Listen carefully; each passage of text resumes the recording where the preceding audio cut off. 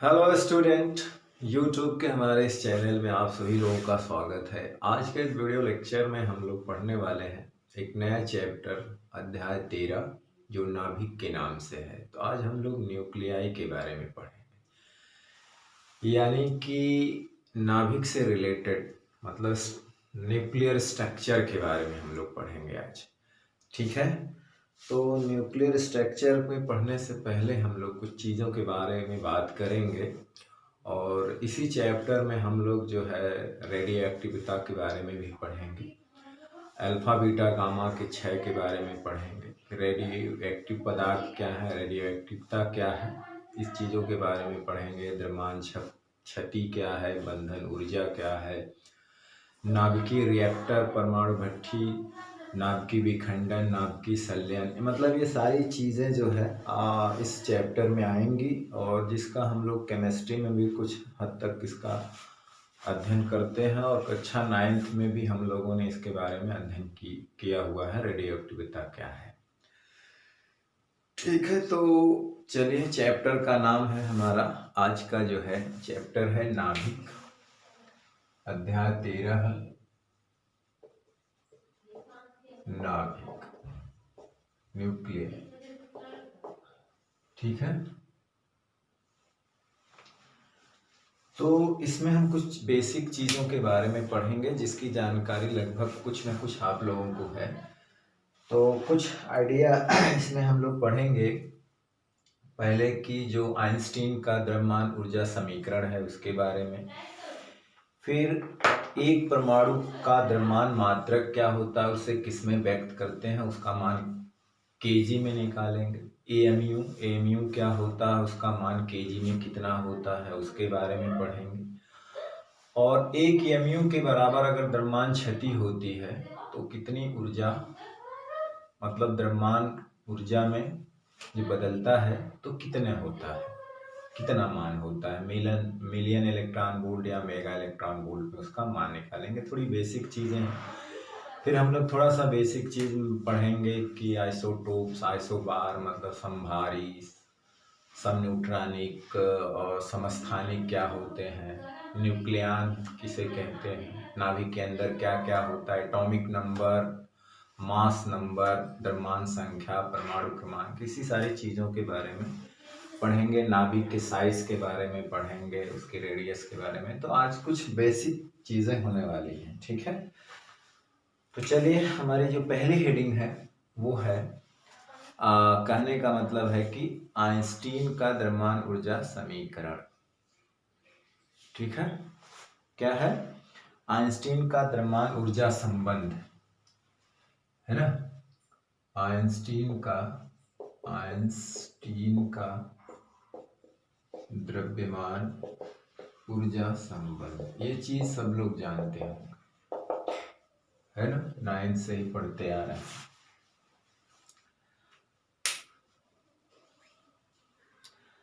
तो पहले ये होता था कि द्रव्यमान अलग चीजें हैं और ऊर्जा अलग है।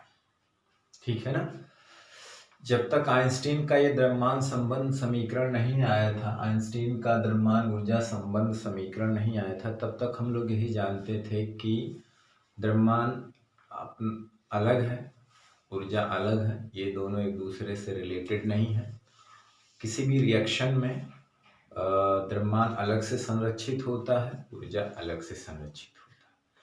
लेकिन आइंस्टीन के जब इस द्रव्यमान ऊर्जा संबंध जो हमें भी पढ़ेंगे E/mc² से ये पता चलता है कि द्रव्यमान को ऊर्जा में, ऊर्जा को द्रव्यमान में बदला जा सकता है। इसके पहले ये धारणा ये थी कि न द्रव्यमान को ऊर्जा में बदला जा सकता है, न ऊर्जा को द्रव्यमान में बदला जा सकता है। ठीक है ना, तो जब से आइंस्टीन का ये जो संबंध दिया तब से ये माना जाता है, उन्होंने प्रूफ भी किया कि द्रव्यमान को ऊर्जा में बदला जा सकता है अगर वो लाइट की स्पीड से अगर चलता है तो। ठीक है ना, तो ये दोनों सम्मिलित रूप से संरक्षित होते हैं। किसी भी रासायनिक अपक्रिया में द्रव्यमान और ऊर्जा सम्मिलित रूप से संरक्षित होते हैं, अलग अलग नहीं बल्कि सम्मिलित रूप से संरक्षित होते हैं। और द्रव्यमान को ऊर्जा में और ऊर्जा को द्रव्यमान में इस ई बराबर एम सी स्क्वायर के द्वारा बदला जा सकता था, जबकि इसके पहले ये था कि द्रव्यमान अलग है, अस्तित्व रखता है, ऊर्जा अपना अलग, न ऊर्जा को द्रव्यमान में न द्रव्यमान को ऊर्जा में बदला जा सकता है। लेकिन आइंस्टीन ने कहा कि नहीं ऐसा है, तो उन्होंने एक समीकरण दिया, ई बराबर एम सी के स्क्वायर के अनुसार द्रव्यमान को ऊर्जा में, ऊर्जा को द्रव्यमान में बदला जा सकता है। ठीक है, तो चलिए इस बात को लिख सकते हैं कि आइंस्टीन के द्रव्यमान ऊर्जा संबंध के अनुसार, आइंस्टीन के द्रव्यमान ऊर्जा संबंध के अनुसार, आइंस्टीन के द्रव्यमान ऊर्जा संबंध के अनुसार द्रव्यमान का ऊर्जा में, ऊर्जा का द्रव्यमान में संबंध के अनुसार द्रव्यमान को ऊर्जा में तथा ऊर्जा को द्रव्यमान में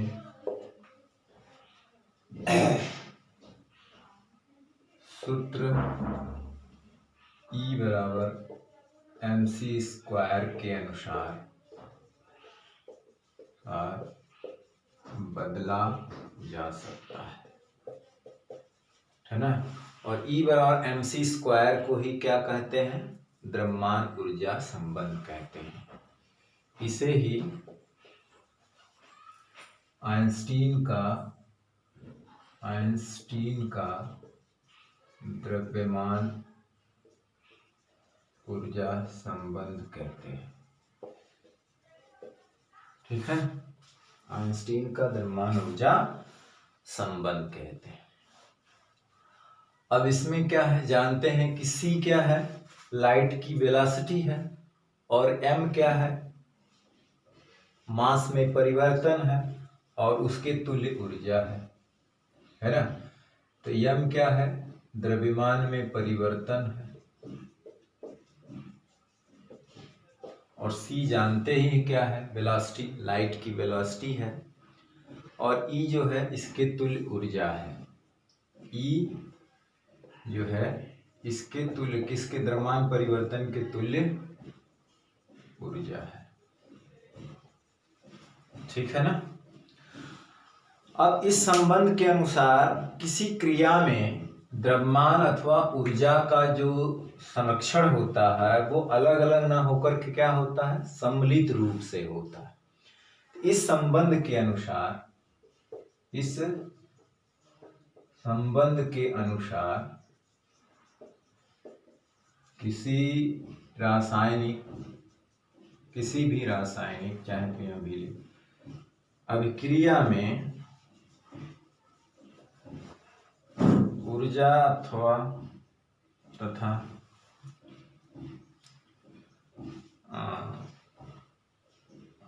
द्रव्यमान, मतलब द्रव्यमान या ऊर्जा अलग अलग नहीं, ऊर्जा तथा द्रव्यमान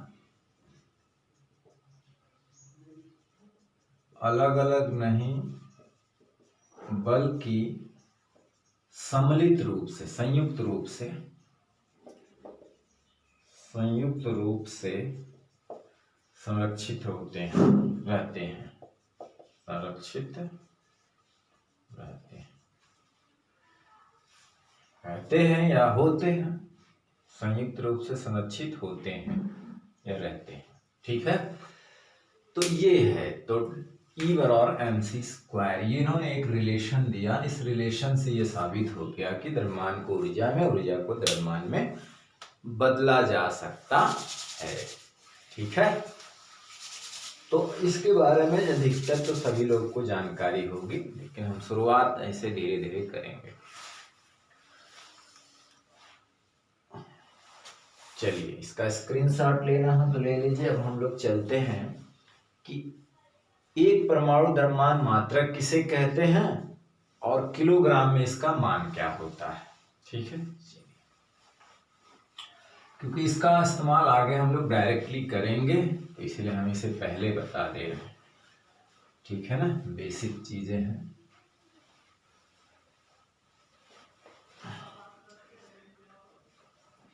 तो हम कहेंगे एक परमाणु द्रव्यमान मात्रक किसे कहते हैं? क्वेश्चन है एक तरह से।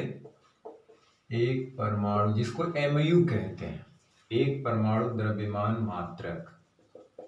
मात्रक इसको हम लोग क्या कहते हैं? एमयू, है ना। एटॉमिक मास यूनिट किसे कहते हैं? ठीक है, किलोग्राम में इसका मान बताइए। किलोग्राम में इसका मान ज्ञात कीजिए, क्योंकि आगे हम एमयू की चर्चा करेंगे, ठीक है ना, तो उसमें आएगा। तो जो एमयू होता है, यानी एमयू ये नाभिकीय कणों के द्रव्यमान को नापने की इकाई है। नाभिकीय कण मतलब क्या होते हैं? जैसे नाभिक में प्रोटॉन होता है, न्यूट्रॉन होता है। न्यूट्रॉन की बाद में खोज हुई चैडविक के द्वारा 1932 में, जिसके लिए नोबेल पुरस्कार उनको दिया गया था। हालांकि नाभिक की खोज भी है, चैप्टर में है।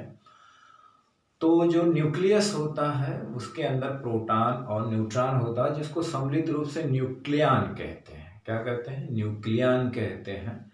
तो इन्हीं कणों का द्रव्यमान नापने की इकाई होती है। तो परमाणविक स्तर पे ये इकाई है, जिससे प्रोटॉन न्यूट्रॉन का मास नापा जाता है इसके द्वारा, और उसी की वैल्यू को हमको केजी में बताना होता है। तो हम केजी में भी बता सकते हैं, एक एमयू में भी बता सकते हैं, तो उसी को हमको केजी में दिखाना है। ठीक है, तो चलिए कैसे दिखाते हैं। ये भी केमिस्ट्री का ही चैप्टर, मतलब ये चीज़ केमिस्ट्री और फिजिक्स का मिला जुला रूप है। केमिस्ट्री में भी पढ़ते हैं आप लोग, इसमें भी पढ़ रहे हैं। तो एएमयू नाभिकीय कणों का, एएमयू नाभिकीय कणों का द्रव्यमान नापने की इकाई है, नापने की इकाई है। एएमयू क्या है? नाभिकीय कणों का द्रव्यमान नापने की इकाई है। और ये होता किसके बराबर? यह कार्बन परमाणु के एक परमाणु के द्रव्यमान के 1/12वें भाग के बराबर होता है ना। यह कार्बन परमाणु के, कार्बन 12 के, है ना, परमाणु के, एक परमाणु के, कार्बन परमाणु के एक परमाणु के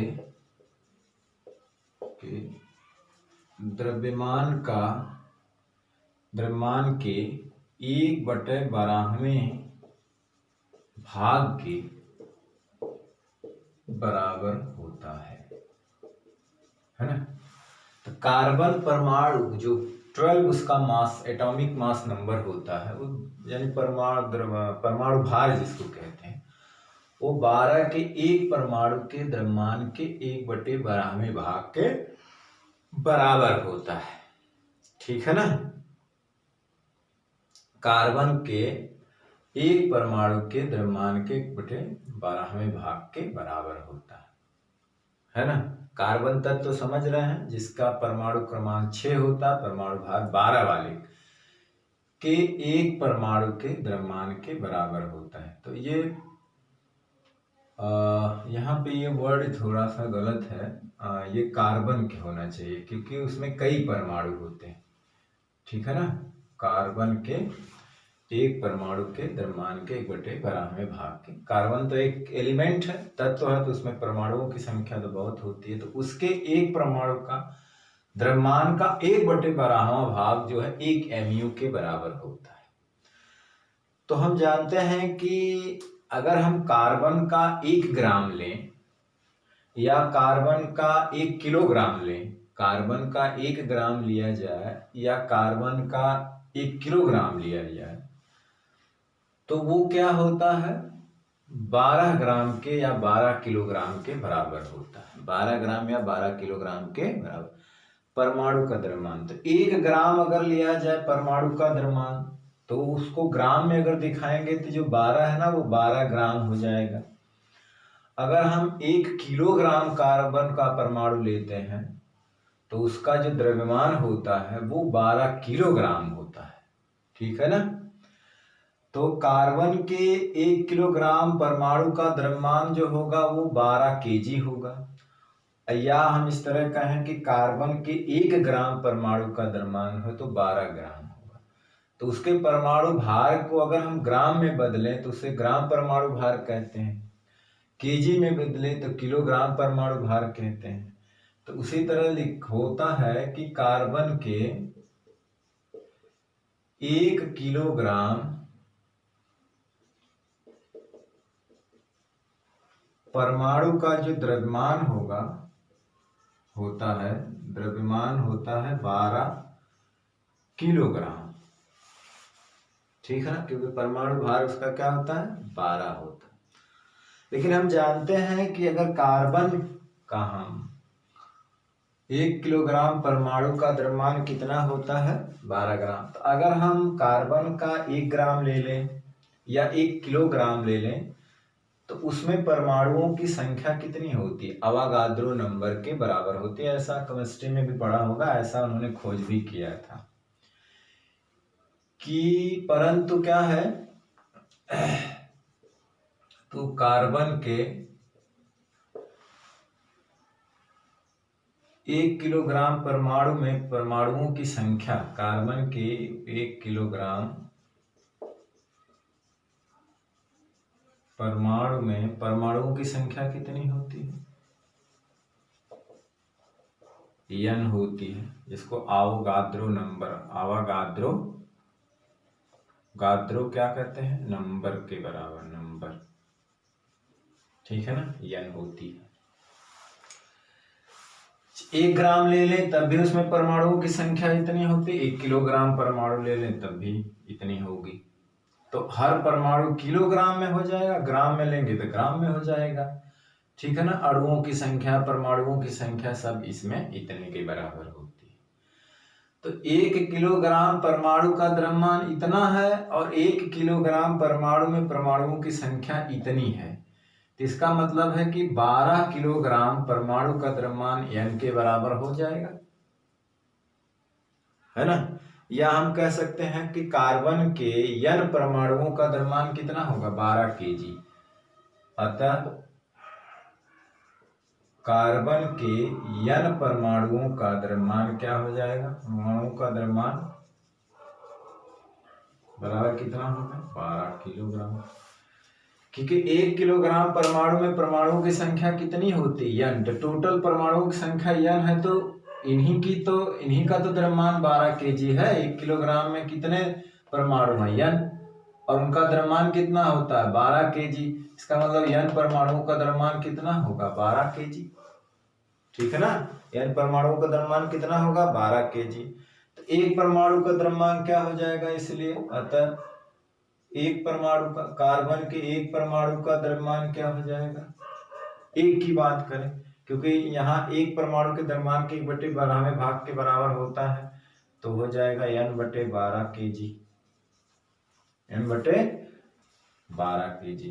तो 1 परमाणु के द्रव्यमान, तो कार्बन के 1 परमाणु का द्रव्यमान इतना होता है, तो 1 परमाणु के द्रव्यमान के 1/12वें भाग को हम AMU कहते हैं, तो इसलिए 1 AMU बराबर क्या हो जाएगा 1/12 गुणे कार्बन पर 1 कार्बन परमाणु का द्रव्यमान, कार्बन के यहाँ लिख सकते हैं, ये कार्बन है, कार्बन के 1 परमाणु का द्रव्यमान,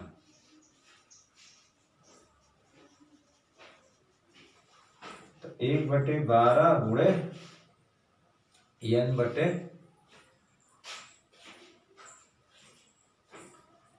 नहीं क्या हुआ,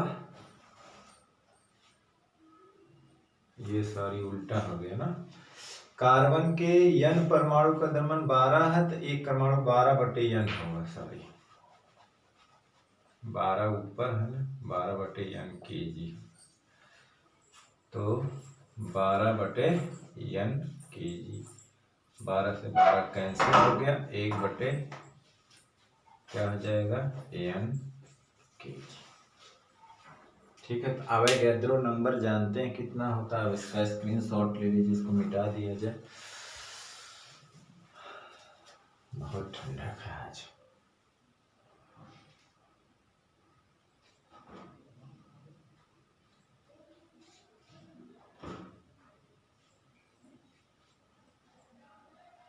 चलिए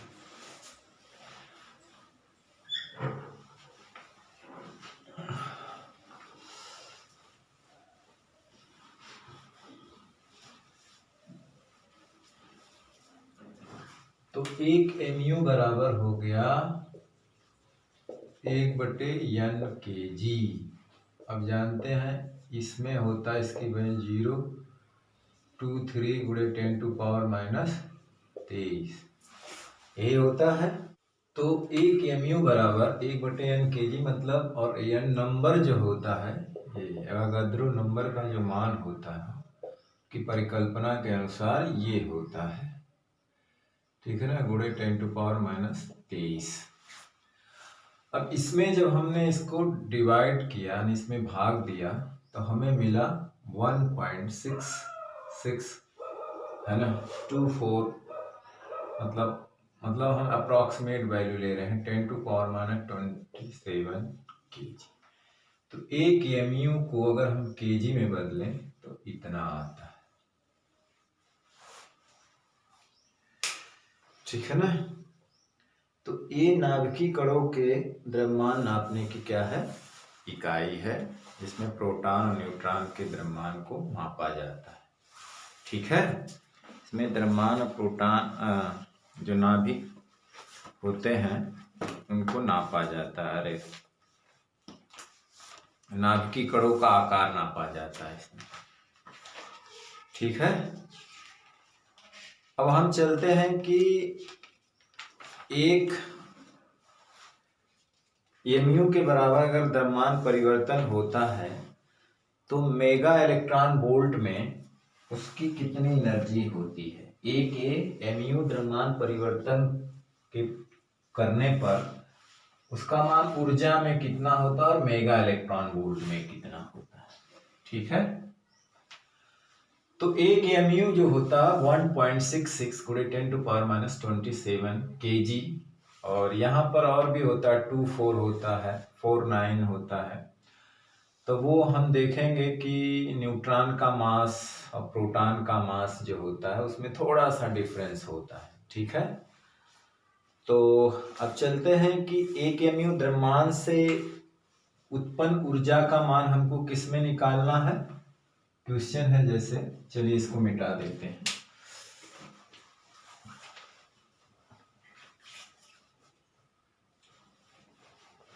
तो आपने अभी देखा कि एक mu जो है वो मान जो होता है kg में 1.66 × 10⁻⁻27 kg होता है, ठीक है।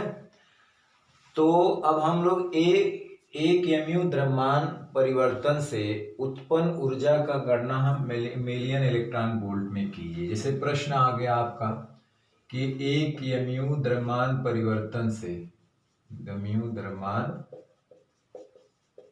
परिवर्तन से उत्पन्न ऊर्जा का मान मेगा इलेक्ट्रॉन वोल्ट में कीजिए, ठीक है। ये तो जाहिर सी बात है द्रव्यमान परिवर्तन कितना है, द्रव्यमान परिवर्तन हमारा है, जैसे आंसर देने की कोशिश करें तो एक mu है और इसका मान होता है 6 × 10⁻⁻27 kg, ठीक। अब हम जानते हैं तो इस द्रव्यमान से प्राप्त ऊर्जा क्या होगी, इस द्रव्यमान से प्राप्त ऊर्जा तो mc² जो आइंस्टीन का द्रव्यमान ऊर्जा संबंध है, m की वैल्यू 1.66 × 10⁻⁻27 और c की वैल्यू तो जानते ही स्क्वायर यानी 1.6 × 10⁻⁻27 और 9 × 10⁻16। आप इसे हल करेंगे तो ये जूल में आएगी, ये किस में आएगी, जूल में है। अब इसे हम क्या करेंगे, 1.6 गुणे 10⁻27 गुणे 9 गुणे 10⁻16 है। इसको इलेक्ट्रॉन वोल्ट में बदलना है तो इसे भाग देना होगा। ये बदली इलेक्ट्रॉन वोल्ट में। अगर मेगा में इसको बदलना है तो 1 मेगा में कितने इलेक्ट्रॉन वोल्ट होता है, तो 1 मेगा बिलियन का मतलब होता है 10⁻6 इलेक्ट्रॉन वोल्ट। 1 MeV का मतलब होता है 10⁻6 इलेक्ट्रॉन वोल्ट। उसी तरह से 1 billion electron volt 10⁻9 electron volt. उसी तरह से एक जिलियन इलेक्ट्रॉन वोल्ट की बात करें 10⁻12 इलेक्ट्रॉन वोल्ट। तो इसको मेगा में बदलना है तो इसका मतलब 10⁻6 से अगर हम भाग दे देंगे तो ये लगभग इसकी वैल्यू जो आती है वो आएगी 931 मेगा इलेक्ट्रॉन वोल्ट।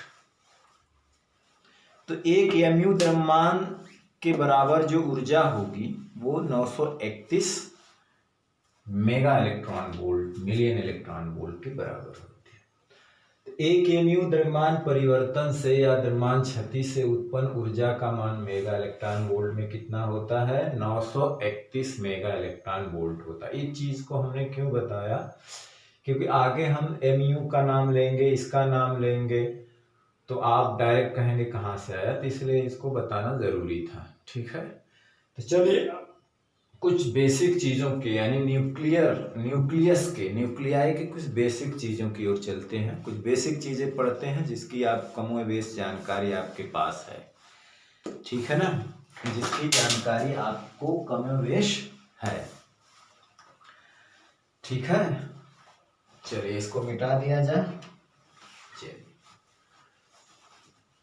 तो याद रखिएगा 931 mega electron volt. Million, billion, zillion कह सकते हैं या उसी को मेगा कहते हैं, बिलियन कहते हैं और जीगा कहते हैं, है ना। तो 931 मिलियन इलेक्ट्रॉन वोल्ट या मेगा इलेक्ट्रॉन वोल्ट। ठीक है,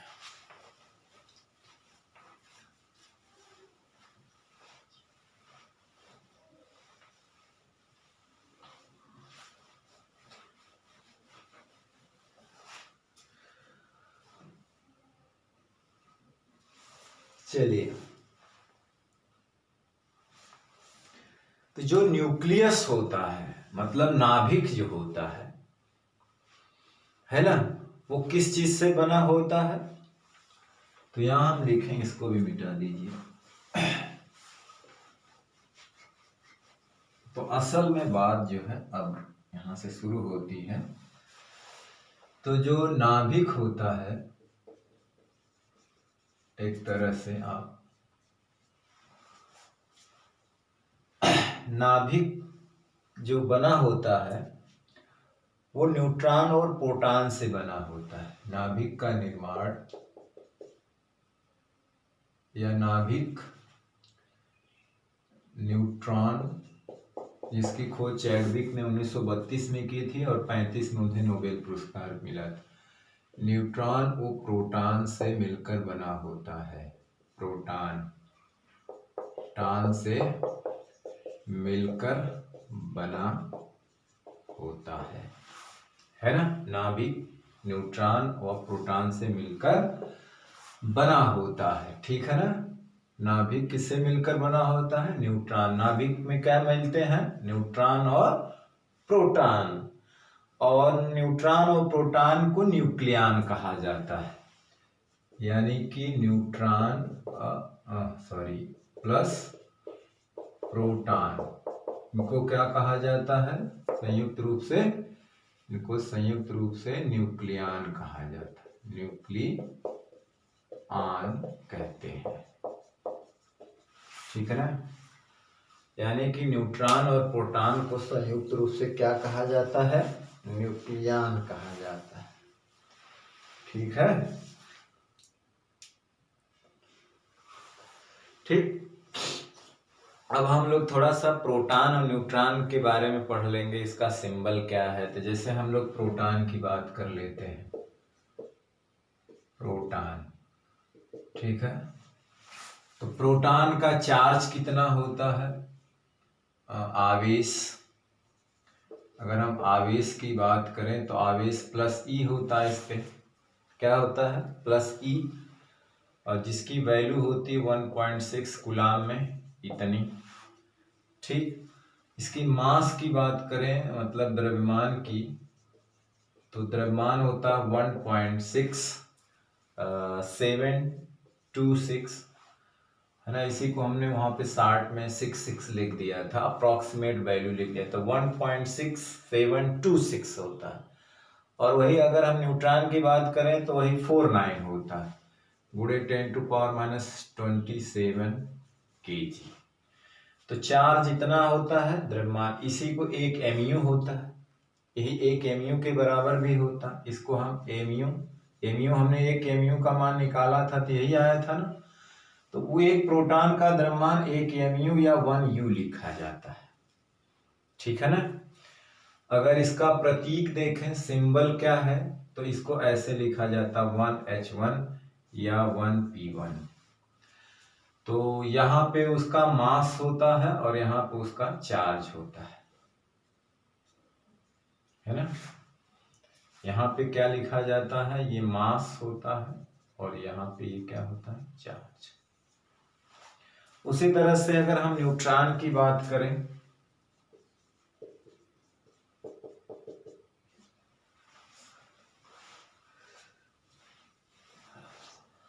तो न्यूट्रॉन का आवेश जो होता है वो 0 होता है। क्या होता है? 0।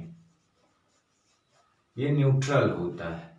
क्या होता है? आवेश रहित होता, उदासीन होता, एक तरह से न्यूट्रल, ठीक है ना। द्रव्यमान की बात करें तो लगभग उतना ही होता, 1.6749, थोड़ा सा अंतर होता, -20। इसका मान भी 1 mu के बराबर होता है, या 1 U कहते हैं।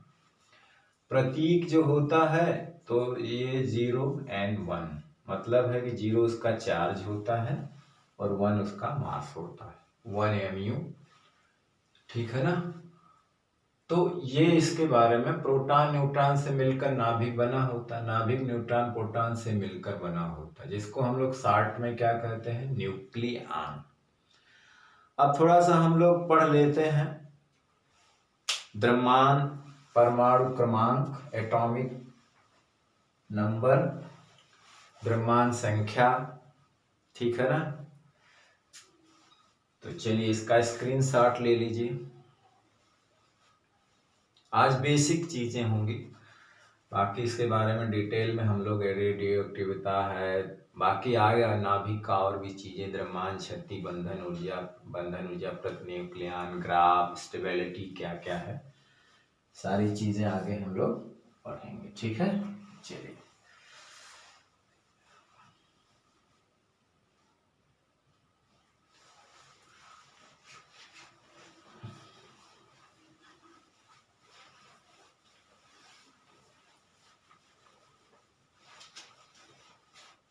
तो आज अब परमाणु क्रमांक, हेडिंग है हमारा एटॉमिक नंबर, जिसको कहते हैं परमाणु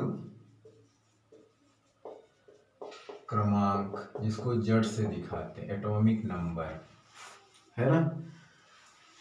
तो एटॉमिक नंबर जो होता है, नाभिक में उपस्थित प्रोटॉनों की संख्या को ही परमाणु क्रमांक कहा जाता है।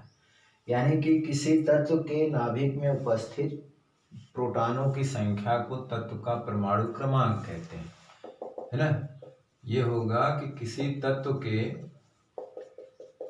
नाभिक में उपस्थित प्रोटॉनों की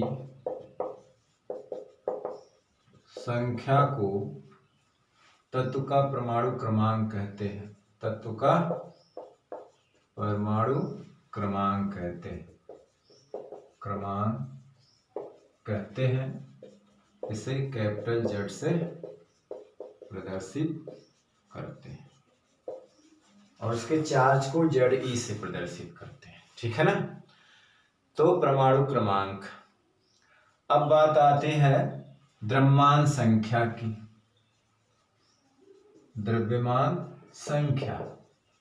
देखिए द्रव्यमान संख्या और मास, नाभिक का द्रव्यमान और द्रव्यमान संख्या में अंतर होता है, ये मास नहीं, इसको ए से दिखाते हैं।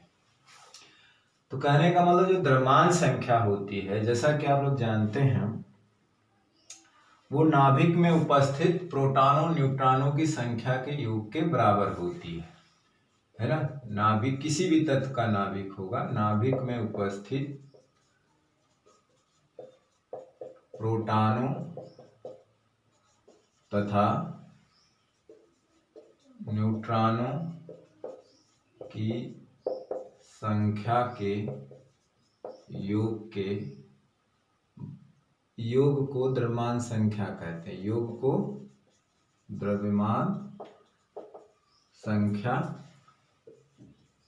कहते हैं। इसे कैपिटल ए से प्रदर्शित करते हैं। फिर कैपिटल ए से क्या करते हैं, प्रदर्शित करते हैं, ठीक है ना। नाभिक में उपस्थित प्रोटॉनों तथा न्यूट्रॉनों की संख्या के योग को द्रव्यमान संख्या कहते हैं। इसे कैपिटल ए से क्या करते हैं, प्रदर्शित करते हैं, ठीक है ना। इसे हम लोग न्यूक्लियन भी कहते हैं। नाभिक में उपस्थित न्यूक्लियनों की संख्या को ये भी कह सकते हो। नाभिक में उपस्थित न्यूक्लियनों की संख्या को, नाभिक में उपस्थित न्यूक्लियनों की संख्या को,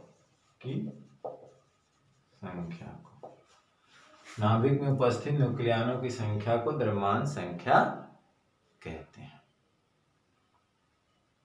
ठीक है ना। तो ये मास नंबर था, द्रव्यमान संख्या। अब जो है एटॉमिक मास, जिसको न्यूक्लियर मास कहते हैं। एटॉमिक मास मतलब परमाणु का द्रव्यमान, परमाणु द्रव्यमान। एटॉमिक मास मतलब ये क्या था, मास नंबर था, इसको द्रव्यमान संख्या कहते हैं, ये मास नंबर था। अब एटॉमिक मास का मतलब परमाणु द्रव्यमान, नाभिक का द्रव्यमान है ना। न्यूक्लियर मास, नाभिक का द्रव्यमान। तो नाभिक का जो द्रव्यमान होता है वो ये नहीं होता कि उसमें न्यूट्रॉनों प्रोटॉनों की संख्या को कहते हैं, डिफरेंट होता है। नाभिक का द्रव्यमान जो है द्रव्यमान संख्या से क्या होता है, भिन्न होता है, डिफरेंट होता है। एटम्स का मास, नाभिक का द्रव्यमान, इसको हम लोग परमाणु का द्रव्यमान कह सकते हो, परमाणु का द्रव्यमान, न्यूक्लियस का द्रव्यमान, ठीक है ना, वही नाभिक का द्रव्यमान। तो ये द्रव्यमान संख्या से क्या होता है, डिफरेंट होता है।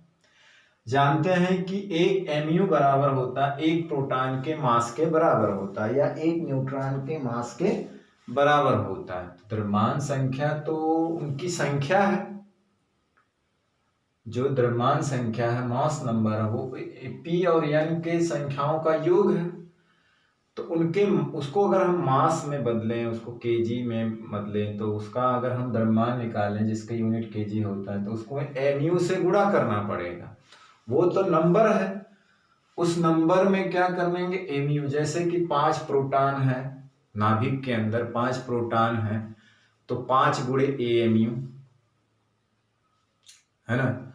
10 न्यूट्रॉन प्रोटॉन, 5 न्यूट्रॉन 5 प्रोटॉन है तो 10 हो गया, 10 गुणे amu। तो वो 10 तो एटॉमिक नंबर हो जाए, मतलब सॉरी ये मास नंबर हो जाएगा, द्रव्यमान संख्या होगा, या उसे और जो उसका द्रव्यमान हो जाएगा उसमें mu से गुणा करना पड़ेगा। क्या करना पड़ेगा, amu से गुणा करना पड़ेगा, तो वो मास आएगा, है ना। तो मास आप कहने का मतलब प्रोटॉन प्लस न्यूट्रॉन, यानी कहने का मतलब नाभिक का द्रव्यमान जो होता है वो प्रोटॉन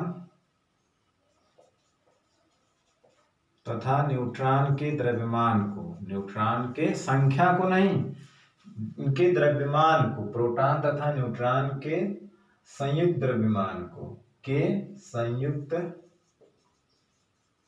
द्रव्यमान को परमाणु का द्रव्यमान कहते हैं, परमाणु का द्रव्यमान कहते हैं, यानी कि नाभिक का द्रव्यमान कहते हैं।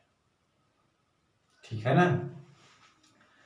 यानी कि परमाणु का द्रव्यमान बराबर हो जाएगा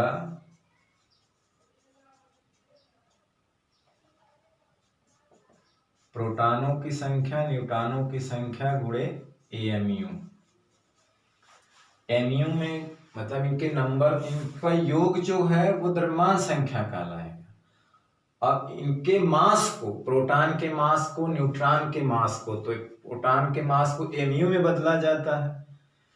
प्रोटॉन का द्रव्यमान किस में होता है? एमयू होता है। तो प्रोटॉन के मास को न्यूट्रॉन के मास को क्या कहते हैं? नाभिक का द्रव्यमान या परमाणु का द्रव्यमान। तो इनकी संख्या में एमयू से गुणा कर दो, तो इसे कहते हैं ए, और ए गुणे एमयू। ठीक है ना। तो इस तरह से होता है। तो परमाणु का द्रव्यमान ये होगा, परमाणु के नाभिक का द्रव्यमान या एटम्स मास, परमाणु का द्रव्यमान। तो परमाणु के नाभिक में देखा जाएगा कि कितना न्यूट्रॉन होता है, कितना प्रोटॉन। अब उसे H से क्यों बदला दिखाया गया था अभी संकेत में? क्योंकि हाइड्रोजन परमाणु में एक ही प्रोटॉन होता है, न्यूट्रॉन 0 होता है। तो एक प्रोटॉन का जो मास 1 mu होता है, या 1.66 गुणे 10 अप्रॉक्सीमेट में दोनों की वैल्यू ले ली गई है। थोड़ा सा अंतर है, वो 26 या 49 होता है, लास्ट में 67 करके आए, तो अप्रॉक्सीमेट कह दिया गया 1.66 गुणे 10⁻⁻27 kg में होता है। तो इसीलिए उसके संकेत को, जो हाइड्रोजन का संकेत होता है, उसे प्रोटॉन का संकेत बना दिया गया ना। हालांकि उसका संकेत P भी होता है। तो ये परमाणु का द्रव्यमान होता है। अब हम लोग कैसे एटॉमिक नंबर को और द्रव्यमान संख्या को, मास नंबर को कैसे इंडिकेट करते हैं उसको देख लेते हैं। चलिए, इसका स्क्रीनशॉट लेना है तो ले लीजिए। ठीक है, चलिए।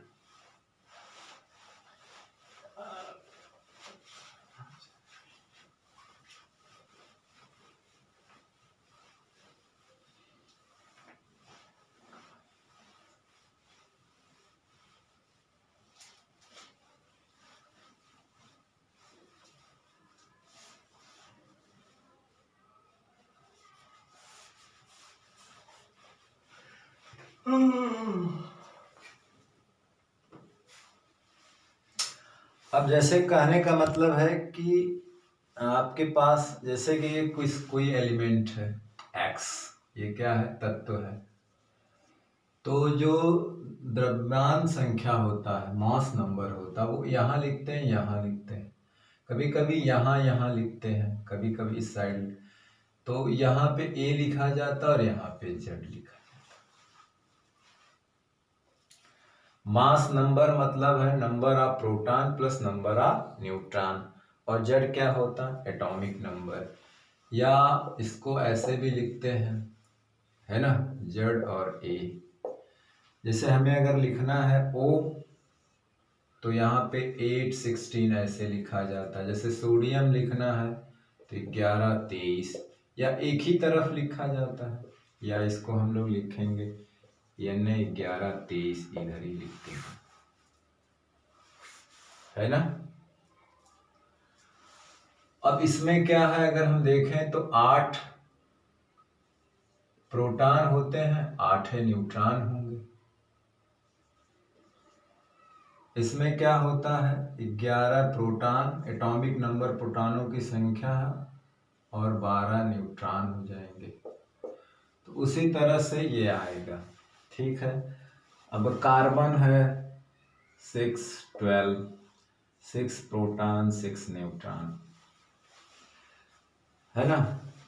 अगर एटम न्यूट्रल है, अगर एटम न्यूट्रल है तो प्रोटॉनों की संख्या न्यूट्रॉनों की संख्या और इलेक्ट्रॉनों प्रोटॉनों की संख्या इक्वल टू न्यूट्रॉनों की संख्या होती है। उदासीन एटम के लिए, उदासीन परमाणु के लिए क्या होगा, यानी उस पर कोई चार्ज नहीं है, प्रोटॉनों की संख्या, प्रोटॉनों की संख्या यानी जिसको हम लोग परमाणु क्रमांक कहते हैं, क्रमांक बराबर इलेक्ट्रॉनों की संख्या।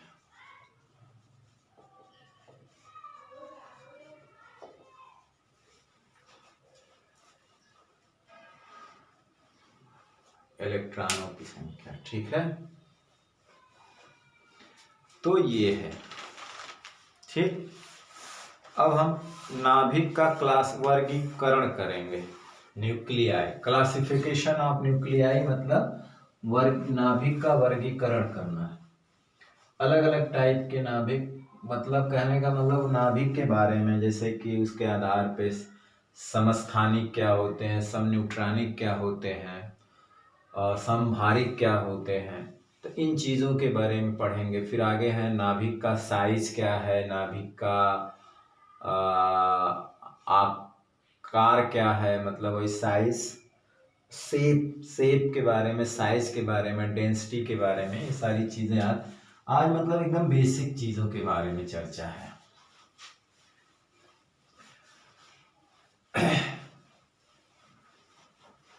ठीक है।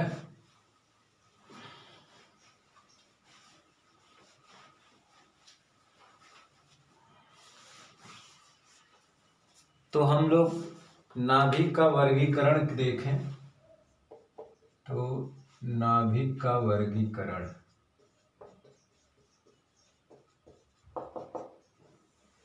तो नाभिक के वर्गीकरण में क्या होता है, पहला हम लोग पढ़ेंगे समस्थानिक, आइसोटोप्स। समस्थानिक, इसको हम लोग कहते हैं आइसोटोप्स। समस्थानिक का मतलब होता है कि एक ही तत्व के,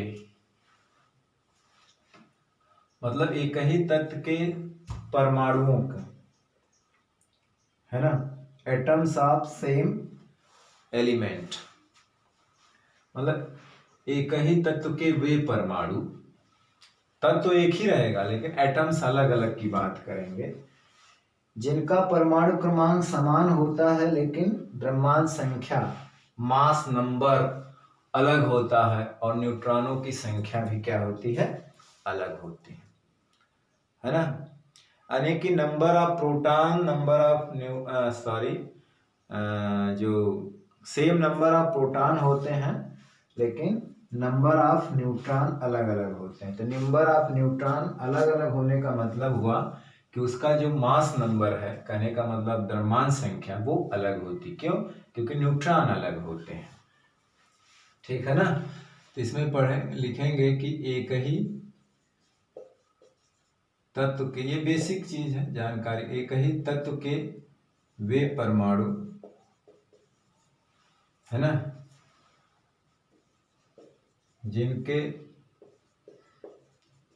परमाणु क्रमांक समान, परमाणु क्रमांक मतलब क्या हो गया, प्रोटॉनों की संख्या समान होती है ना, परंतु द्रव्यमान संख्या क्या अलग अलग होती है, भिन्न भिन्न होती है। द्रव्यमान संख्या इसलिए भिन्न होती है क्योंकि न्यूट्रॉनों की संख्या क्या होती है, की संख्या क्या होती है, भिन्न भिन्न होती है, भिन्न भिन्न होती है, ठीक है ना। अब जाहिर सी बात है, न्यूट्रॉनों की संख्या निकालने के लिए, हाँ एक चीज और है कि न्यूट्रॉनों की संख्या निकालना है तो आप ए में से जेड को क्या घटा दीजिए। तो इसमें एक ही तत्व है, जैसे एग्जाम्पल के तौर पे हम ले लेते हैं हाइड्रोजन का। तो देखिए हाइड्रोजन के 3 समस्थानिक होते हैं। अब जिनके देखिए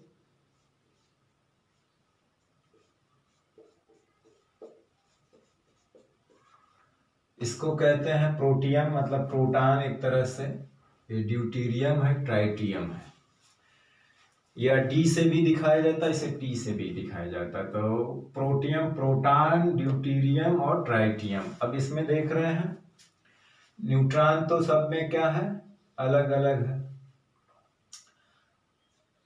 अब इसमें देखिए कि 1 प्रोटॉन है 0 न्यूट्रॉन है। यहाँ पे क्या हुआ 1 प्रोटॉन है 1 न्यूट्रॉन है, और यहाँ पे 1 प्रोटॉन है 2 न्यूट्रॉन है। तो न्यूट्रॉनों की संख्या डिफरेंट है ना। और neutron plus proton mass number होता है तो ये भी डिफरेंट है। या उसी तरह से आप इसका एग्जांपल ले लीजिए।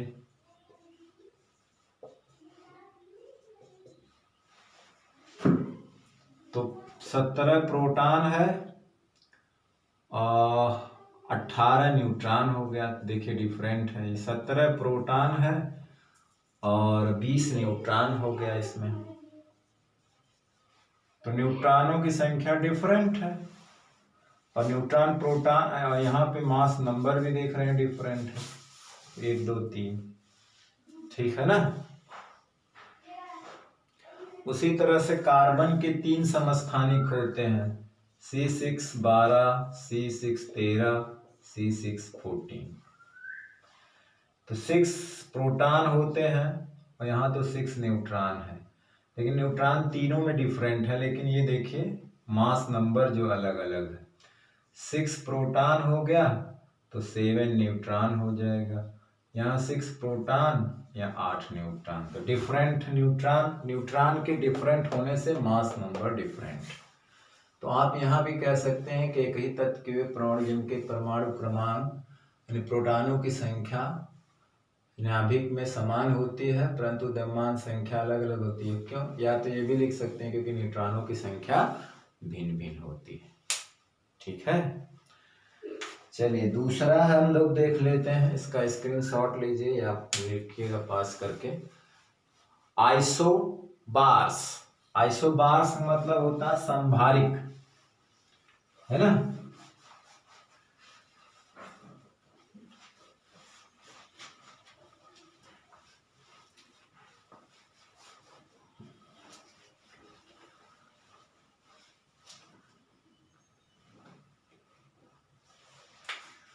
दूसरा है आइसोबार मतलब संभारिक, समभारिक, संभारिक, समभारिक, आइसोबार कहते हैं इसको। संभारिक में क्या होते हैं, तत्व अलग अलग होते हैं, है ना। डिफरेंट एलिमेंट के एटम्स, अलग अलग तत्वों के वे परमाणु। इसमें क्या होता, अलग अलग तत्वों के वे परमाणु, है ना।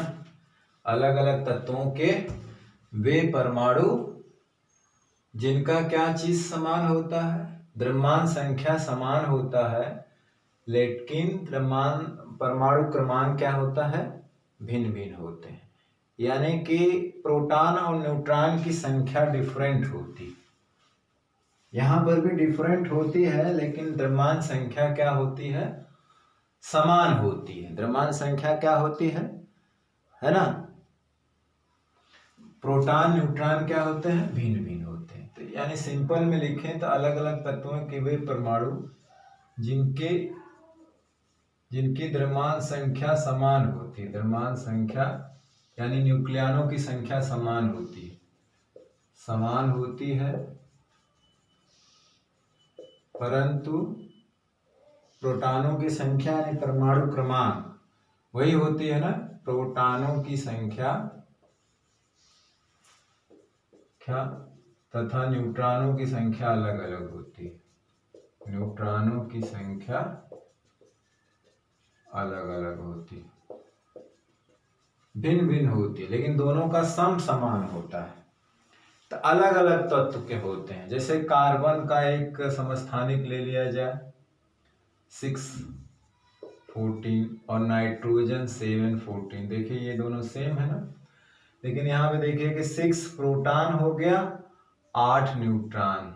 अब इनमें देखिए प्रोटॉन न्यूट्रॉन सेम है, देखिए 7 प्रोटॉन हो गए और 7 न्यूट्रॉन हो गए, तो दोनों डिफरेंट है ना। तो कहने का मतलब या तो आप एक बोलिए परमाणु क्रमांक भिन्न भिन्न होता है, न्यूट्रॉन भी भिन्न भिन्न होते, लेकिन ये दोनों का सम जो है समान होता। कहने का मतलब है कि ये डिफरेंट एटम्स के जो मॉस नंबर हैं वो सेम होंगे, लेकिन प्रोटॉन न्यूट्रॉन भिन्न भिन्न होंगे। ठीक है ना। जैसे यही उदाहरण है, आर्गन ये 18 40, कैल्शियम 20 40। अगर हम प्रोटॉन निकालें तो यहाँ पे 40 है ना, 22 प्रोटॉन हो जाएंगे, सॉरी 18 प्रोटॉन हो गए, 22 न्यूट्रॉन हो गए, यही ना। और यहाँ पे क्या है, 20 प्रोटॉन 20 न्यूट्रॉन। तो देखिए डिफरेंट है ना दोनों में से, 18 20 22 20 डिफरेंट है। अब तीसरा है सम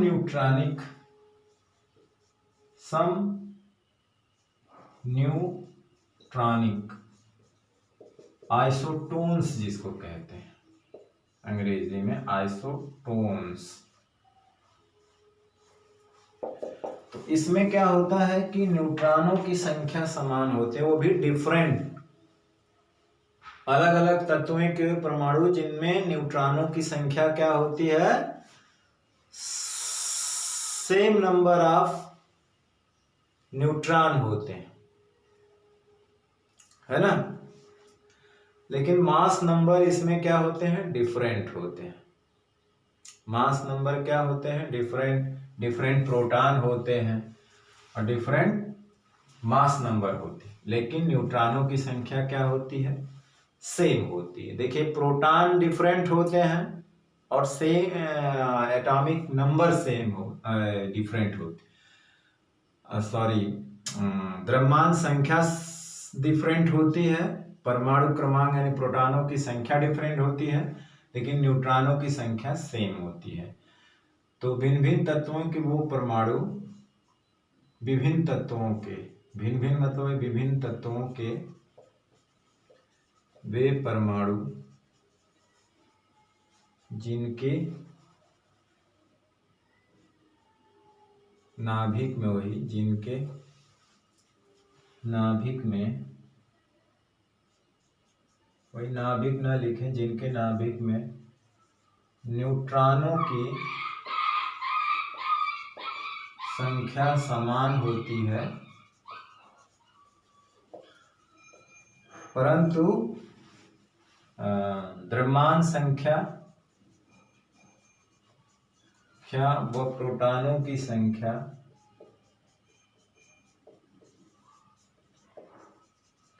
अलग अलग होती है।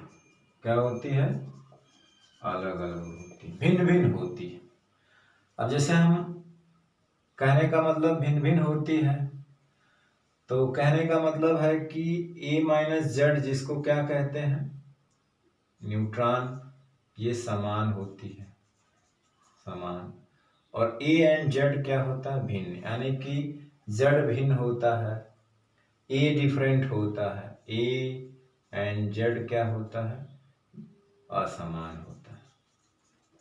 ऐसा उसमें भी लिख सकते थे। जैसे हमने कहा कि एग्जाम्पल में जैसे लिथियम है 3 है 7, जैसे बेरिलियम है ना 4 8। तो आप देखेंगे कि यहाँ पे 3 प्रोटॉन है 4 न्यूट्रॉन है, यहाँ पे देखेंगे 4 प्रोटॉन है और 4 न्यूट्रॉन है, सॉरी। तो देखिए दोनों में न्यूट्रॉनों की संख्या सेम है और मास नंबर अलग अलग है और प्रोटॉन अलग अलग है, लेकिन ये चीज क्या है, सेम है दोनों में। ये चीज क्या है, सेम। इसे कहते हैं सम न्यूट्रॉनिक। अब जैसे कि कहा जाता है कि जो मास होता है, एटॉमिक मास, यानी कि परमाणु का जो द्रव्यमान होता है, यानी जिसको हम लोग परमाणु भार के नाम से जानते हैं। परमाणु भार क्या होता है, एक तरह से मास होता है। और द्रव्यमान संख्या जो होती है, क्योंकि परमाणु भार को हम लोग ग्राम में, किलोग्राम में बता सकते हैं, AMU में बताते हैं, तो उसका परमाणु भार उसका मास ही होता है एक तरह से। AMU में है ना, क्या होता है, AMU में उसको हम लोग दिखाते हैं। तो जब हम AMU में दिखा लेते हैं तो मास हो जाता है। ठीक है। तो जैसे कि क्लोरीन का हम लोग 35.5 होता है, अगर देखा जाए तो एवरेज एटॉमिक मास जो होता है वो क्लोरीन का, क्योंकि समस्थानिक के वजह से, हालांकि मास जो होते हैं, क्योंकि एटॉमिक कहने का मतलब प्रोटॉन की संख्या और न्यूट्रॉन की संख्या है, ये नाभिक में फ्रैक्शन में नहीं होती है, जब भी होती है पूर्णांक में होती है।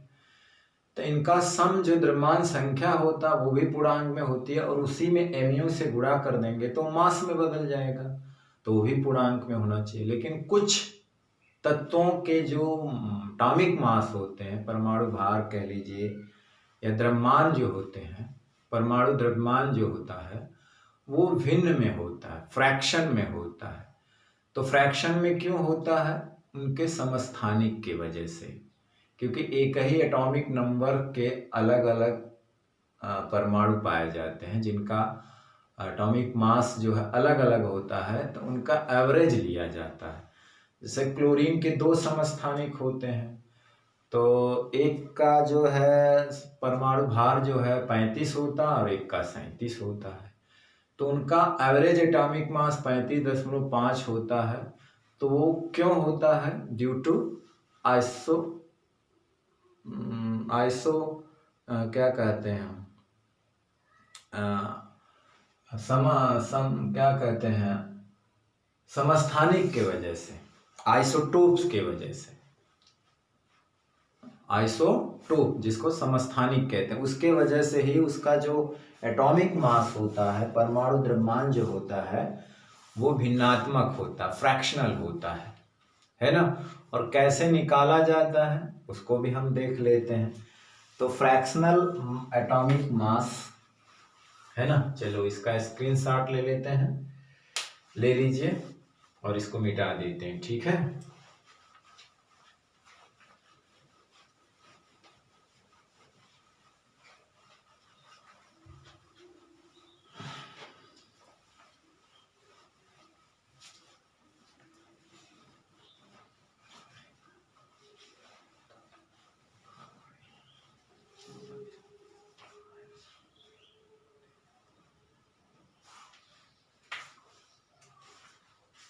तो भिन्नात्मक जो है परमाणु द्रव्यमान क्यों होता है ना, भिन्नात्मक परमाणु द्रव्यमान, तो समस्थानिक के कारण होता है, समस्थानिक आइसोटोप्स, समस्थानिक के कारण होता है ना। एक ही तत्व के कई परमाणु का जो परमाणु भार अलग अलग हो जाता है, इसकी वजह से होता है। निकालते कैसे हैं? तो हम इनका औसत लेते हैं। औसत परमाणु द्रव्यमान जो होता है वो होता है A1 N1। ये क्या है? N1 हम बताएंगे अभी, फ्रैक्शन है, यानी कि उनको परसेंटेज में निकाला जाता है कि Cl जो 1735 है वो कितने परसेंट पाया जाता है, और जो 1737 है वो कितने परसेंट पाया। तो N1 उनका परसेंटेज है। उसी तरह से A2 मतलब पहले तत्व का ये एटॉमिक नंबर है, सॉरी द्रव्यमान संख्या है। उसके दूसरे समस्थानिक का जो है द्रव्यमान संख्या है, उसका फ्रैक्शन। इसी तरह से A3 N3 डॉट डॉट इस तरह से है, ठीक है ना। तो A1 क्या है? पहला यहाँ द्रव्यमान संख्या है, द्रव्यमान संख्या पहले समस्थानिक का, और A2 क्या है? द्रव्यमान संख्या दूसरे समस्थानिक का है। और N1 क्या है?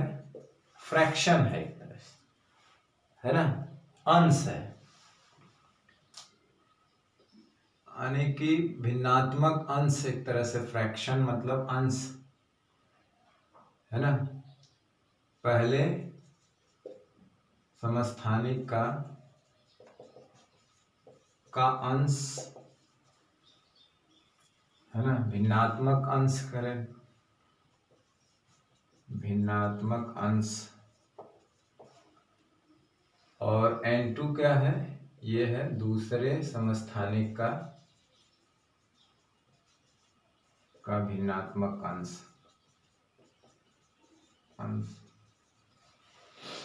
है ना। परसेंटेज में है तो उसको भिन्न में बदलेंगे। तो जैसे हमें निकालना है जैसे Cl का, है ना, तो जैसे उदाहरण के लिए अगर हम बात करें Cl परमाणु का, है ना, तो इसका जो परमाणु द्रव्यमान होता है का द्रव्यमान जो होता है वो 35.5 होता है, AMU होता है। तो कैसे, अब जानते हैं इसके दो समस्थानिक होते हैं 17-35 और एक होता है 17-37। ये पाया जाता है 75% और ये पाया जाता है 25%, ठीक है ना। तो इसका परमाणु द्रव्यमान अगर निकालें तो इसका परमाणु द्रव्यमान हो जाएगा, अब जैसे A1N1 प्लस A2N2, तो इसका द्रव्यमान संख्या क्या है 35 है, फ्रैक्शन क्या है 75, तो 75/100 फ्रैक्शन हो गया ना। भिन्नात्मक अंश कितना है इसमें,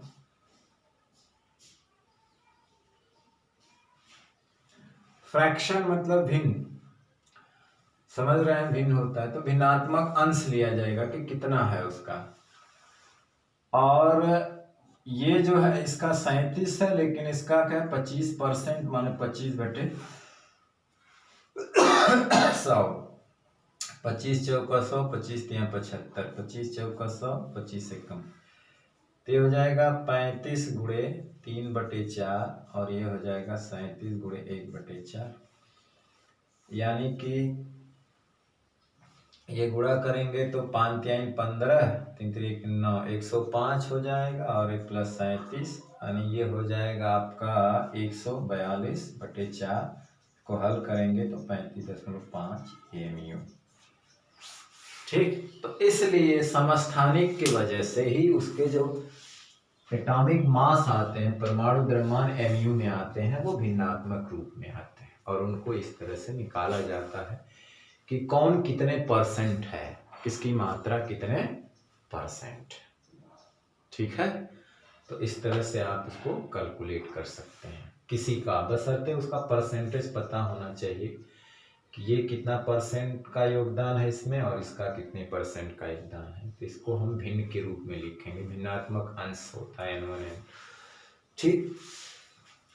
चलिए अब हम लोग न्यूक्लियस के आकार, मतलब आकृति, आकार और घनत्व के बारे में देख लेते हैं, ठीक है। इसका स्क्रीनशॉट लीजिए। चलिए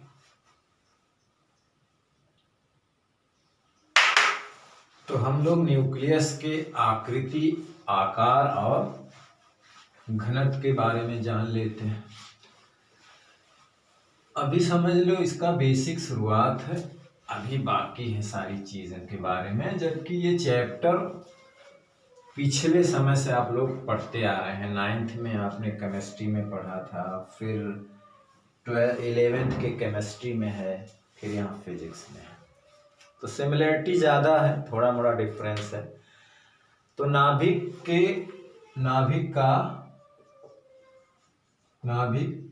की आकृति, आकार और घनत्व के बारे में देख लेते हैं। तो पहला आकृति,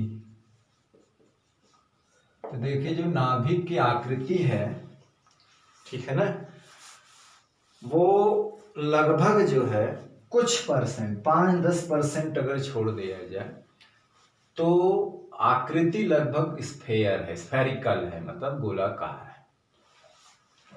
नाभिक की आकृति कैसी मानी जाती है, नाभिक की आकृति गोलाकार मानी जाती है, लगभग गोलाकार मानी गई है ना। एटम्स की साइज के हिसाब से वो दीर्घवृत्ताकार होगा, लेकिन जो नाभिक है वो 95% यही होता है कि वो स्फेरिकल होता है। आकृति उसकी कैसी होती है? स्फेरिकल। ठीक है ना? आकृति क्या होती है उसकी? स्फेरिकल 95%। 5% ये होता है कि थोड़ा मोड़ा डिफरेंट होती है, लेकिन ये मानी गई है कि आकृति किस तरह है? गोलाकार है। और ये नाभिक है जिसकी रेडियस मान लेते r है, तो इसका वॉल्यूम जो होगा 4/3 r है ना। न्यूक्लियस कैसा है? स्फेरिकल है। अब हम लोग साइज की बात कर लेते हैं, मतलब आकार की, है ना, मतलब साइज। यहां पे ये था शेप। साइज का आकलन क्या करेंगे? तो हम जो बात करेंगे साइज का, वो एक्सपेरिमेंटल प्रूफ के आधार पे करेंगे। किस पे? एक्सपेरिमेंटल शो, है ना, के आधार पे। एक्सपेरिमेंट ये दिखाता है कि जो इसका आकार का जो आकलन किया गया है ना, तो उससे ये पता चला है, कहने का मतलब है कि प्रायोगिक आधार पर, यहाँ पे लिख देंगे प्रायोगिक आधार पर। प्रायोगिक क्या है? आधार पर।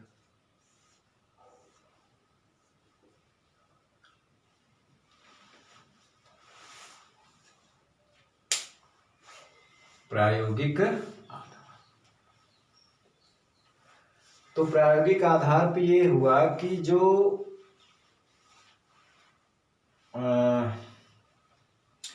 वॉल्यूम होता है न्यूक्लियस का, है ना, जो न्यूक्लियस का वॉल्यूम होता है, नाभिक का जो आयतन होता है, न्यूक्लियस के अंदर जो है, जो न्यूक्लियन होते हैं, न्यूक्लियन का मतलब होता है कि प्रोटॉन और न्यूट्रॉन की संख्या, यानी कि जो उसका वॉल्यूम होता है, यानी कहने का मतलब जो न्यूक्लियन होते हैं नाभिक के अंदर, प्रोटॉन और न्यूट्रॉनों की संख्या, मतलब देखिए जितना अधिक उसके अंदर प्रोटॉन न्यूट्रॉन होंगे उतना अधिक उसका आकार बढ़ता जाएगा, और जितना उनकी संख्या कम होगी उतना वो सिकुड़ता जाएगा। तो इसका मतलब है कि जो नाभिक का वॉल्यूम है वो डिपेंड करता है न्यूक्लियनों पर, नाभिक के अंदर प्रोटॉनों और न्यूट्रॉनों की संख्या पर, है ना, यानी कि उनके समानुपाती होगा। जितना अधिक प्रोटॉन न्यूट्रॉन होंगे नाभिक की साइज थोड़ा बढ़ जाएगी, क्योंकि उसका मास बढ़ने लगेगा। ठीक है। और जितना कम होंगे नाभिक की साइज इतनी छोटी होगी, तो वॉल्यूम भी उतनी कम होगी। यानी उनकी संख्या बढ़ना मतलब उनके अंदर रखने की जगह बढ़ रही है। ठीक है ना। अब वो घटने का मतलब जगह घट रही है, तो जगह मतलब वॉल्यूम किसके समानुपाती होता है? जो न्यूक्लियन होते हैं, है ना, नाभिक के अंदर न्यूक्लियनों की संख्या पर के समानुपाती होता है। ठीक है ना। तो नाभिक का जो वॉल्यूम होता है, नाभिक का जो आयतन होता है, नाभिक का आयतन वो समानुपाती होता है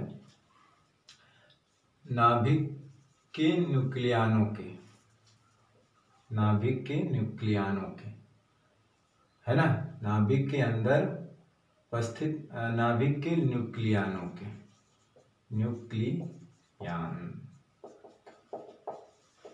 न्यूक्लियनों का मतलब होता है प्रोटॉनों की संख्या प्लस न्यूट्रॉनों की संख्या, यानी कि एटॉमिक नाभिक का आयतन V से देख लेते हैं, मतलब कि द्रव्यमान संख्या के। एक्सपेरिमेंटल शो है, ठीक है ना, यानी कि मास नंबर के। तो वो स्फेरिकल माना गया है, तो इसका वॉल्यूम जो होता है, अभी हम R से ही इसकी साइज पता करेंगे ना नाभिक की, ये Q प्रोपोर्शनल टू A, तो यहां से तो बाकी चीज कांस्टेंट ही है, यानी कहने का मतलब 4/3 पाई, ये तो सबके लिए कांस्टेंट है। एक तरह से देखा जाए तो r³ प्रोपोर्शनल इधर ये चीज़ें आ जाएंगी तो 3/4 पाई ये आ जाएगा, है ना, सबके लिए कांस्टेंट है। तो ये भी नियतांक है, तो उसी का वैल्यू अभी रखा जाएगा, ये 1/3 हो जाएगा ना, तो ये प्रोपोर्शनल टू ए हो जाएगा। अगर ये आएंगे तो 1/3 यहाँ भी हो जाएगा, तो उसी की वैल्यू एक कांस्टेंट आएगी, मतलब फर्मी में उसकी वैल्यू है, सभी न्यूक्लियाई के लिए वो कांस्टेंट होती। तो ये क्या होता है कि r जो है 1/3 के पावर के समानुपाती होती। अगर इसे हटाते हैं तो वही कांस्टेंट आता है इन फर्मी। अब मीटर्स में इसका मान अगर निकालेंगे तो 10⁻15, तो यहाँ पे इसका मान जो है फर्मी में है।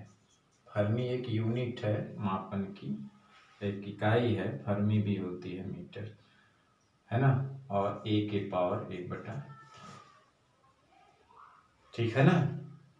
और इसी को हम लोग जो है इस तरह से लिखें तो r बराबर हो जाता r0 a 1/3। r जो है न्यूक्लियस की त्रिज्या है, नाभिक की त्रिज्या क्या है, नाभिक की त्रिज्या है। और ये जो है सभी नाभिकों के लिए नियतांक है, सभी नाभिकों के लिए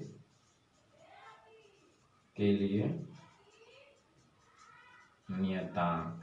मीटर में इसकी वैल्यू होती है r0 की 10⁻⁻15 मीटर। और ये समझ रहे हैं क्या है, द्रव्यमान संख्या है, द्रव्यमान संख्या, ये क्या है, द्रव्यमान संख्या, ठीक है। तो चूंकि यहाँ पे ये अगर हम पावर हटाएं तो 1/3 यहाँ पर भी आएगा। अगर देखा जाए तो 1/3 यहाँ है तो यहाँ पर भी है ना। तो यही सभी न्यूक्लियाओं के लिए चीज कांस्टेंट होता है जिसकी वैल्यू इतनी होती है, ठीक है ना, 10⁻⁻15 मीटर, ठीक है। तो ये इस तरह से इसकी साइज के बारे में हम लोग जाने, ठीक है। तो चलिए इसका स्क्रीनशॉट ले लीजिए, इसका आता भी है। तो आप ये जानिए कि r = r0 r0 a की पावर 1/3, है ना। तो इस तरह नाभिक की साइज, रेडियस हम लोग पता कर सकते हैं, ठीक है। अब डेंसिटी के बारे में पता करते हैं, नाभिक का घनत्व, है ना। चलिए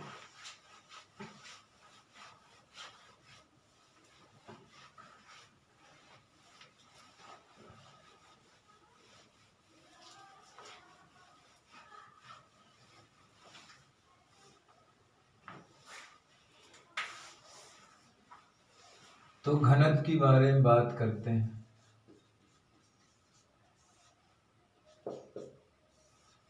तो जानते हैं कि घनत्व के लिए क्या होता है, मान लो इसको हम रो से दिखाते हैं। तो रो जो होता है मास, नाभिक का द्रव्यमान बटे आयतन होता है ना, द्रव्यमान बटे आयतन, नाभिक का आयतन। तो द्रव्यमान का मतलब हो A/AMU होगा, और इसका आयतन की बात करें तो ये 4/3 पाई r³, ठीक। तो यहां से देखिए ये A/AMU 4/3 पाई, और r की वैल्यू हो जाए r0 a की पावर 1/3 का पावर 3, ठीक है। तो यहां से अगर देखिए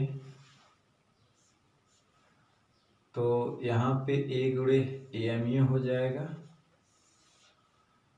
4/3 पाई आर का क्यूब और ए से 3 कट जाएगा इंटू ए, तो ए से ए कैंसिल हो गया।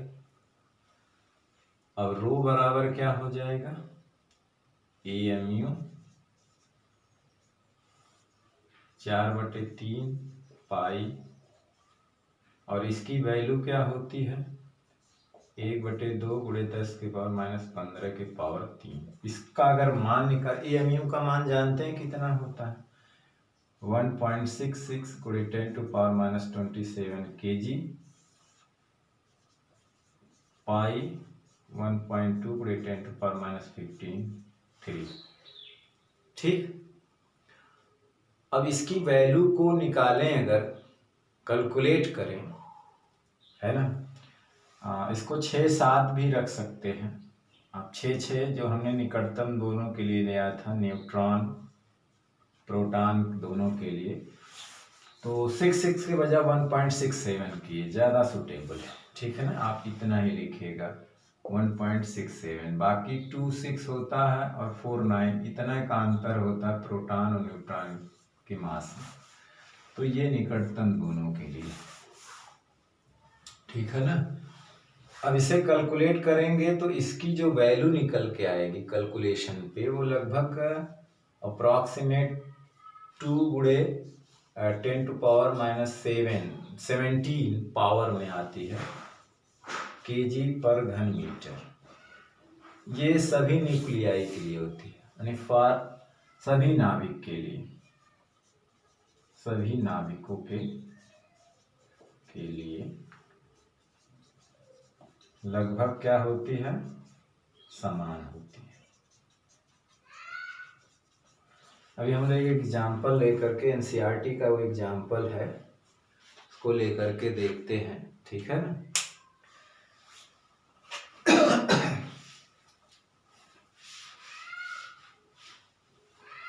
तो आप इसका जो है स्क्रीनशॉट ले लीजिए।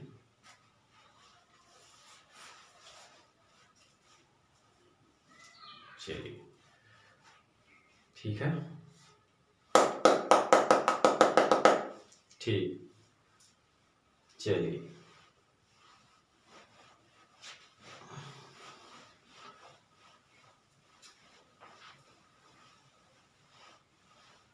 जैसे अगर हम लोग उस एक आयरन के नाभिक का अगर हम डेंसिटी निकालें, है ना, तो मास आयरन के नाभिक का द्रव्यमान क्या होता है, जैसे क्वेश्चन एग्जाम्पल के लिए,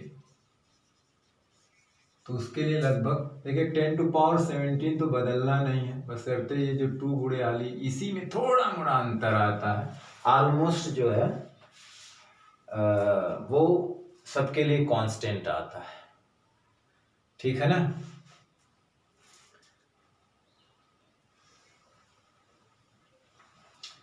तो देखिए जो आयरन है, आयरन मतलब लोहा, आयरन के नाभिक का द्रव्यमान मान लो दिया है, अगर इस तरह से होता है, फ्रैक्शन में होता है 55.85 यू, मतलब mu, है ना, और उसका जो मास नंबर होता है वो 56 होता है। अब जैसे क्लोरीन की ही बात कर लिया जाए, तो क्लोरीन का जो होता है वो मास नंबर उसके प्रोटॉन न्यूट्रॉन के आधार पर होगा कि कितने दोनों में न्यूट्रॉन, उनका योग लिया जाए, कुछ होगा 56 होता है, इसमें ये 55 पॉइंट कुछ दिया हुआ है ना। अब इसका अगर हम रो निकालें तो जाहिर सी बात है इसका हो जाएगा मास U यानी 1.6 गुणे 10⁻⁻27 kg, 67, और यहाँ पे उसकी वॉल्यूम हो जाएंगे r³। तो r³ का मतलब होता है ये 1/3 का ये, है ना। तो इसे अगर हल करेंगे 55.85 गुणे 1.67 गुणे 10⁻⁻27, तो ये हो जाएगा r0 का 1/3, सॉरी 3 पावर, तो ये हो जाएगा 1.2 गुणे 10⁻15 और गुणे यहाँ पे a हो जाएगा भाई 3 से 3 ही कट जाएगा तो 1 का मान 56 है। तो इसे अगर हम कैलकुलेट करें तो वहाँ पे 2.2 आ जाएगा, ये 17 ही रहेगा केजी घन मीटर। तो ऑलमोस्ट वही होता है, थोड़ा मोड़ा चेंज होता है ना। अब देखिए कि ये जो है नाभिक जिसको हम देखते हैं, जिसका डेंसिटी कितनी ज़्यादा होती है, जबकि हम एक वाटर की डेंसिटी की बात करें तो वो होती है केवल 10⁻³ kg पर घन मीटर। और वहीं पर देखिए इसके नाभिक की जो डेंसिटी कितना है, 10⁻17 है ना। एक छोटे सी कहने का मतलब होता है कि नाभिक होता है जिसके जो एटम्स जो होते हैं वो हम देख नहीं सकते, और उसके नाभिक की जो डेंसिटी होती है वो इतना होती है, बहुत ज़्यादा है एक वाटर की डेंसिटी के मुकाबले। पानी की डेंसिटी मतलब बहुत ज़्यादा घना, बहुत ज़्यादा घना मतलब बहुत छोटी बात करना। कहने का मतलब है कि इस किसी बड़े कमरे का जो है, कमरे को उसका एटम्स मान लिया जाए तो एक कलम की जो नोक होती, सुई की टिप होती है, वो उससे भी छोटा उसका नाभिक होगा, तो वो उतना छोटा उसकी डेंसिटी होती, यानी कि बहुत ज़्यादा डेंसिटी होती, डेंस होता, बहुत ही घना, बहुत ज़्यादा घना। वाटर की जबकि देखिए पानी की इतना हो, उससे कहीं ज़्यादा इसकी होती। ठीक है, तो आज के वीडियो लेक्चर में बस अब इतना ही। ये आज का तो एक इंट्रोडक्शन था, नाभिक का इंट्रोडक्शन, यानी कुछ बेसिक कॉन्सेप्ट थे।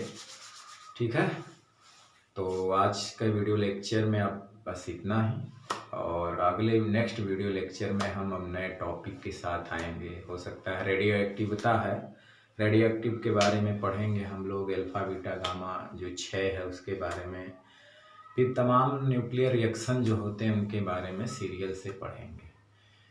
ठीक है, कि रेडियो एक्टिविटी की खोज कैसे हुई, किसने किया, क्या है, किस सन में किया। तो चलिए आज का वीडियो लेक्चर अब हम यहीं समाप्त करते हैं, और अगले नेक्स्ट वीडियो लेक्चर में, जो अगले वीडियो लेक्चर में हम आपसे फिर मिलते हैं। तब तक पढ़ाई करते रहिए, पढ़ते रहिए। All the very best, thank you very much.